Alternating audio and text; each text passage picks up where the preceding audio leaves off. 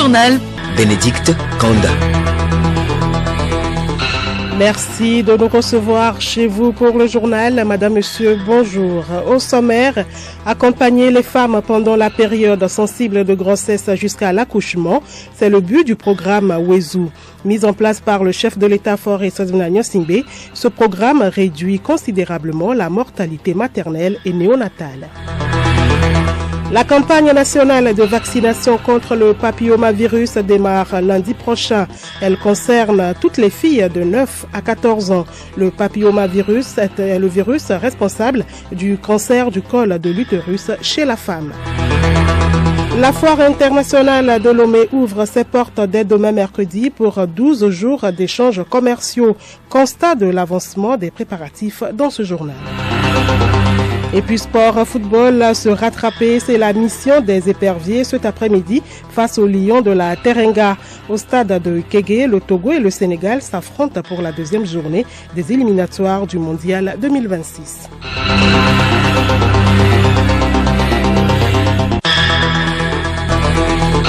Radiolomé.tg.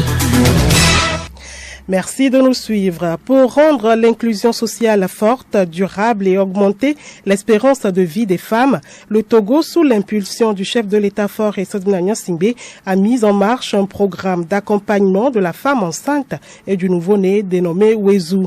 Le programme Wezu marque la volonté du pays de faire de la prise en charge des citoyens un pilier de la vision de développement durable. L'ambition nourrie est de réduire significativement les morbidités et les mortalité maternelle et néonatale. Geneviève Pognon pour des précisions.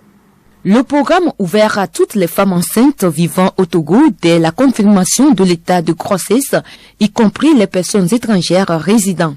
Une dérogation spéciale est aussi accordée aux jeunes filles enceintes et qui sont âgées de moins de 18 ans et donc considérées par le gouvernement comme des mineurs. Les officiels garantissent que Wezu n'a pas été conçu pour s'appliquer aux mineurs pour le simple fait qu'ils ne veulent pas encourager les grossesses précoces. C'est ainsi qu'à la date du 30 juin 2023, elles étaient 11 071 mineurs à être enrôlés dans le programme depuis le début de son lancement. Le pack des prestations est composé d'une consultation prénatale avec remise du carnet mère-enfant, des analyses dont des tests urinaires, une supplémentation en faire pendant la grossesse sur une période de 3 mois et la consultation.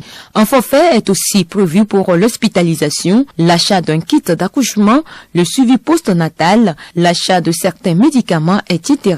Sur les plus de 384 000 femmes enceintes enrôlées, 57 609 se trouvent dans le Grand Lomé et 63 966 dans la région maritime.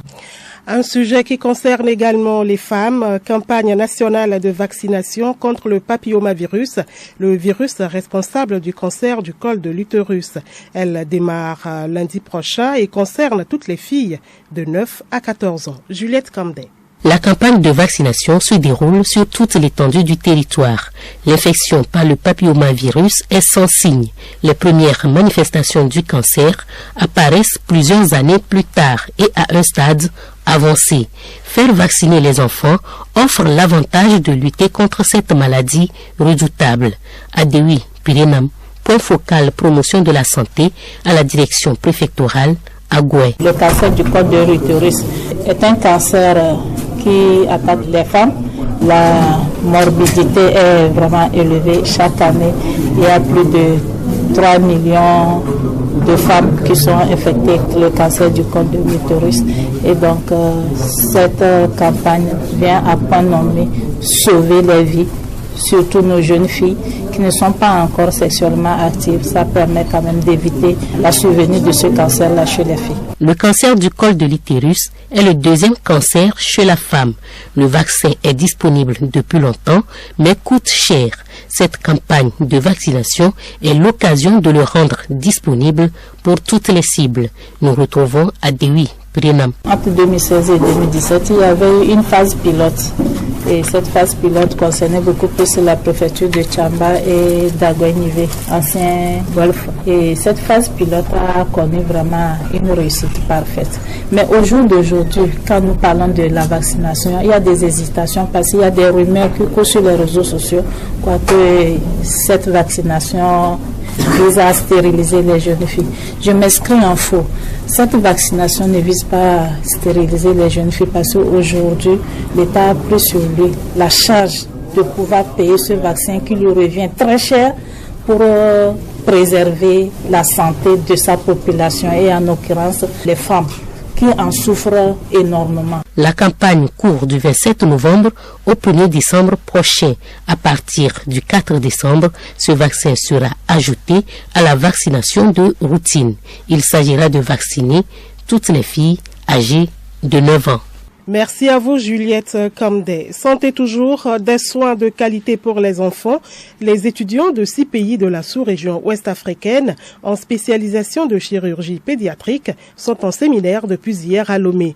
La formation de 5 jours se déroule au CHU Sylvanus Olympio. C'est un cadre d'échange qui va permettre de créer une synergie entre ces différents acteurs de la sous-région. Compte rendu Nabara Nafara Noudar.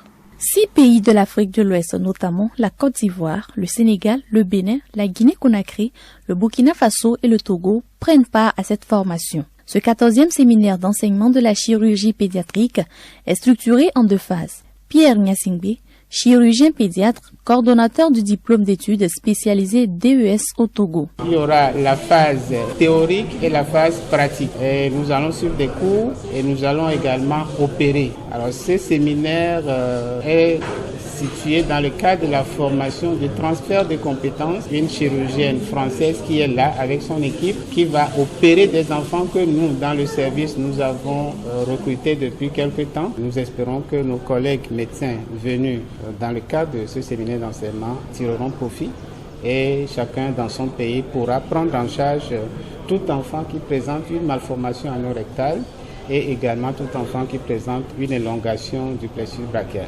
Le séminaire s'articule autour de 2 thèmes principaux.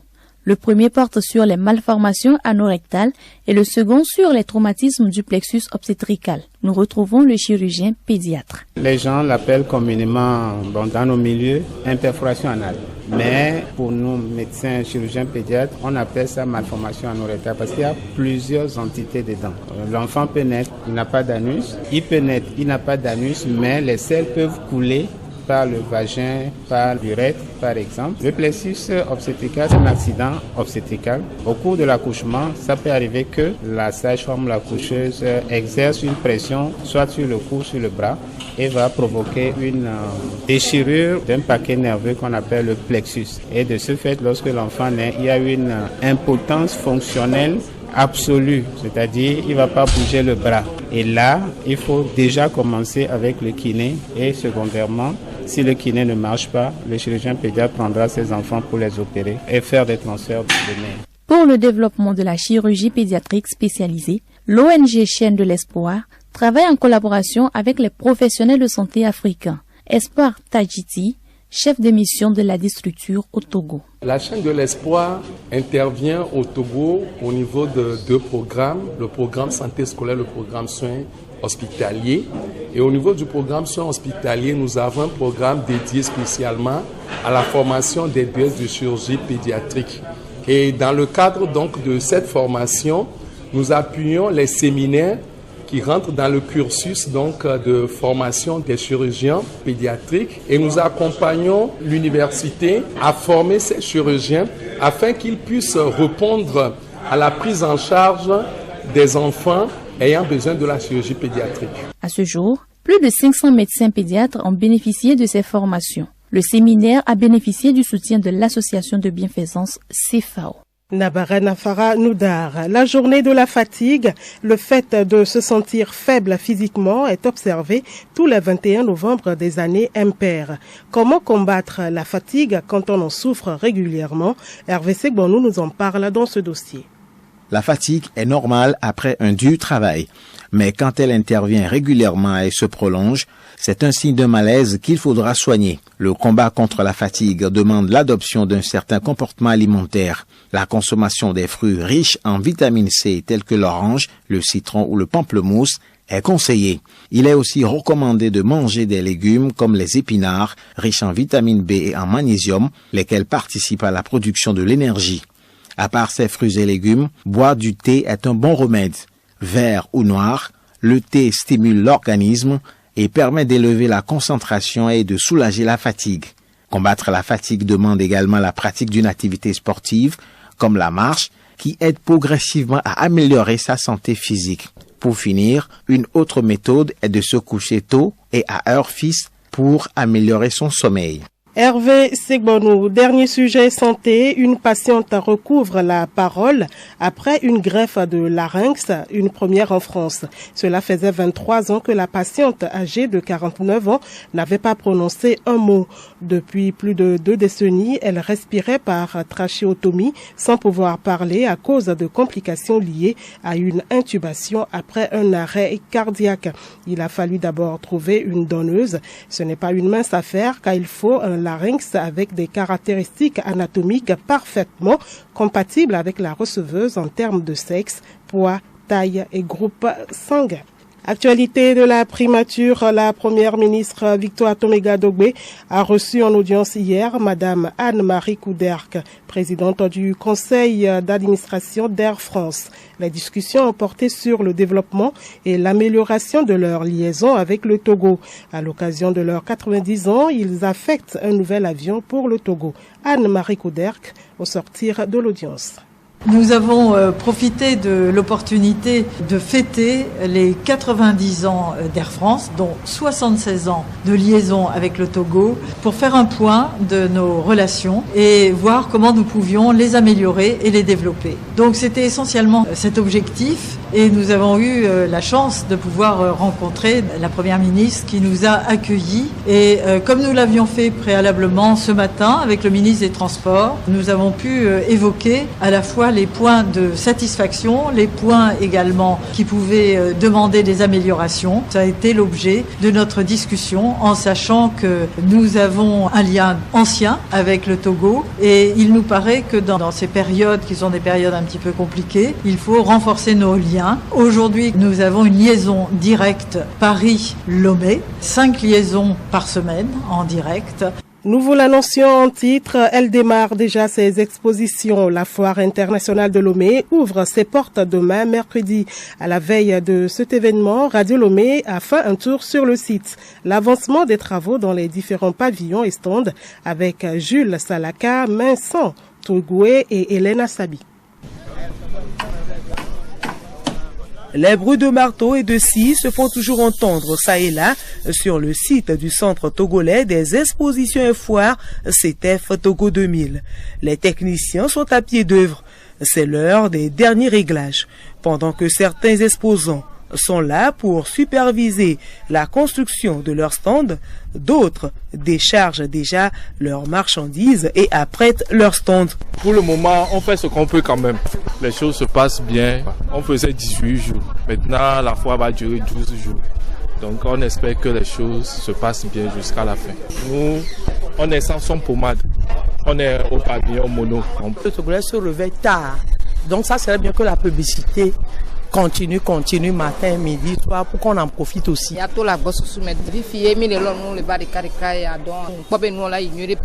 Tous ces commerçants espèrent vivement faire de bonnes affaires cette année. Plus de 1000 exposants et 300 000 visiteurs sont attendus à ce rendez-vous commercial togolais.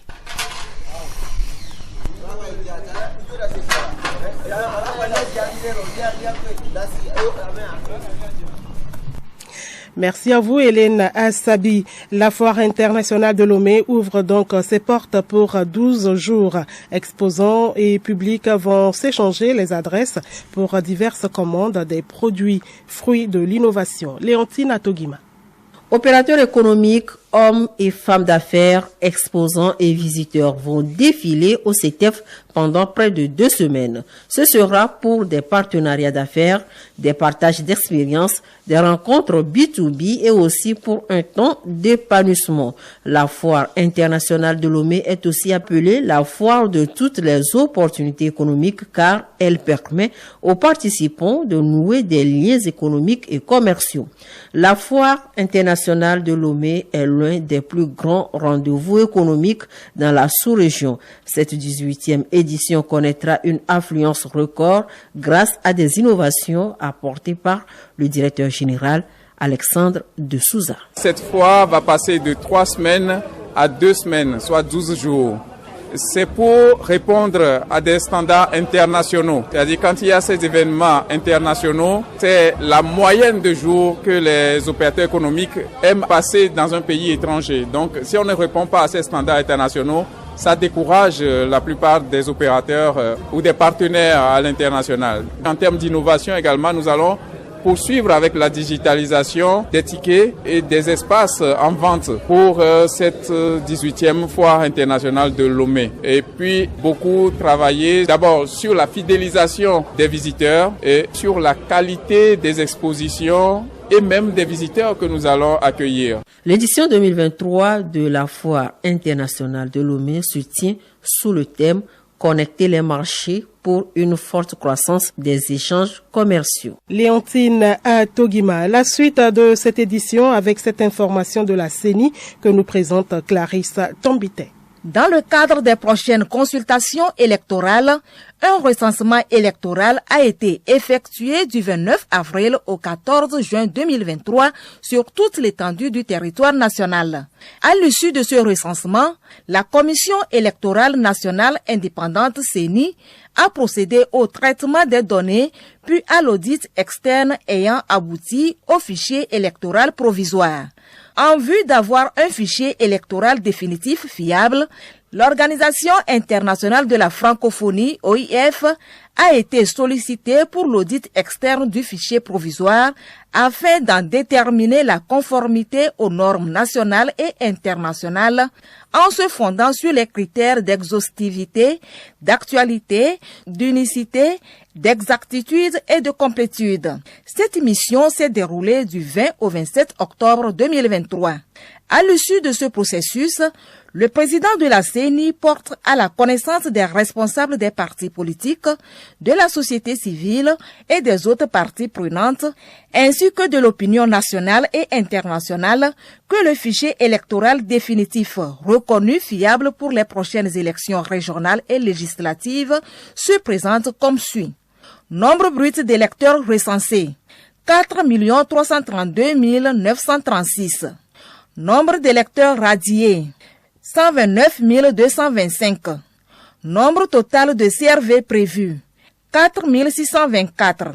Nombre total de CRV opérationnels, 4 608.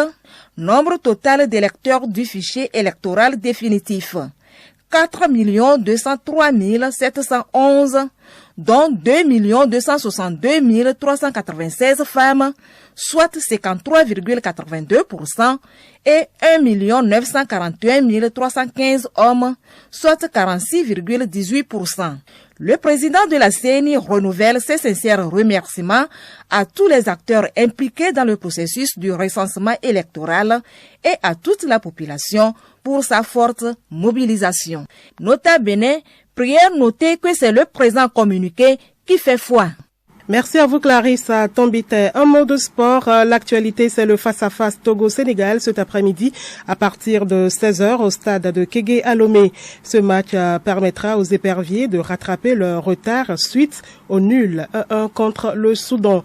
Le match sera retransmis en direct sur nos antennes, tous derrière les éperviers pour la victoire. Et puis l'information insolite pour terminer. En octobre dernier, un avion d'une compagnie aérienne a dû faire demi-tour et atterrir en urgence à Belfast en Irlande du Nord. En cause, une porte de l'appareil est restée ouverte après le décollage. Des passagers ont confié qu'ils étaient conscients que quelque chose n'allait pas dès le départ. Le pilote de l'avion ne cessait de venir vérifier une des portes. Les membres de l'équipage eux-mêmes étaient apparemment secoués et en larmes. La compagnie aérienne a cependant qualifié l'événement de problème technique mineur.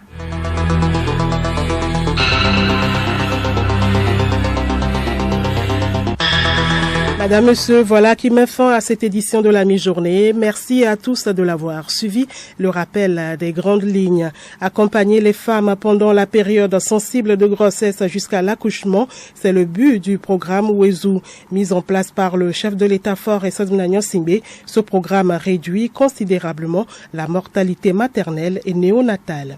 La campagne nationale de vaccination contre le papillomavirus démarre lundi prochain.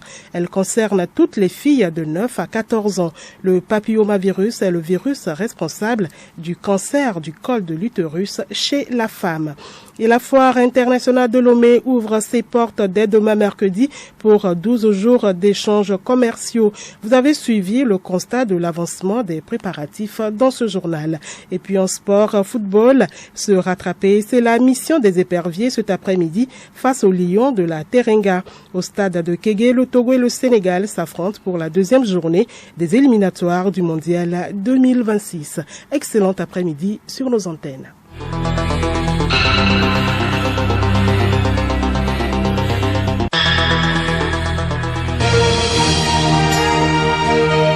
Radio Lomé, boîte postale 434, email radiolomé@radiolomé.tg. radiolomé.tg